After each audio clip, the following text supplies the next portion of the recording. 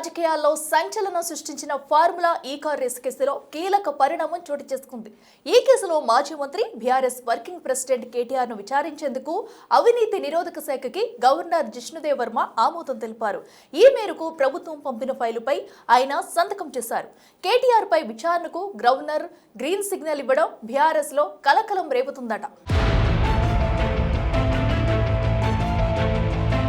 తెలంగాణలో formula ఈ-కార్ race కేసులో BRS working president KTR కు బిగ్ షాక్ తగిలింది. కేటీఆర్ పై విచారణకు గవర్నర్ జిష్ణుదేవ్ వర్మ అనుమతిచ్చారు. దీంతో ఈ-కార్ రేస్ కేసులో కేటీఆర్ పై ఛార్జ్షీట్ వేసేందుకు ఏసీబీకి గవర్నర్ అనుమతి లభించినట్టయింది. అయితే కేటీఆర్ పై విచారణకు గవర్నర్ అనుమతి కోరుతూ ఇటీవల తెలంగాణ ప్రభుత్వం లేఖ రాసింది. ఈ నేపథ్యంలో తాజాగా గవర్నర్ గ్రీన్ సిగ్నల్ ఇచ్చారు. కాగా ఫార్ములా ఈ-కార్ రేస్ లో క్విడ్ ప్రోకో జరిగినట్టు ఏసీబీ నివేదిక ఇచ్చిన విషయం తెలిసిందే. 54.88 కోట్ల నిధులు దారి మళ్లింపుపై ఆరోపణలు చేసింది. ఈ కేసుకు సంబంధించి కేటీఆర్ ఇప్పటికే పలుమార్లు ఏసీబీ విచారణకు హాజరయ్యారు. 2 సార్లు ఏసీబీ విచారణకు, ఒకసారి ఈడీ విచారణకు కేటీఆర్ హాజరయ్యారు. ఇక ఫార్ములా ఈ-కార్ రేసింగ్ వ్యవహారంపై 2024 డిసెంబర్ 18న ఏసీబీ కేసు నమోదు చేసింది. A1 గా కేటీఆర్, A2 గా ఐఏఎస్ అరవింద్ కుమార్, A3 గా హెచ్ఎండిఏ చీఫ్ ఇంజనీర్ బిఎల్ఎన్ రెడ్డిపై కేసు నమోదయ్యింది.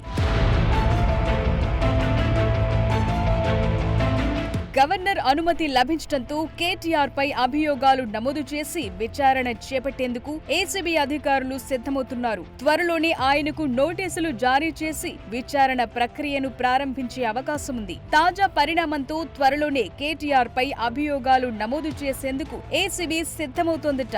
విచారణ తరువాతే ఛార్జ్షీట్ దాఖలు చేసే అవకాశం ఉంది. విచారణ అనంతరం ఈ కేసులో ఛార్జ్షీట్ దాఖలు చేయాలని ఏసీబీ భావిస్తోంది. ఈ పరిణామంతో బీఆర్ఎస్ వర్గాల్లో తీవ్ర ఆందోళన మొదలైంది.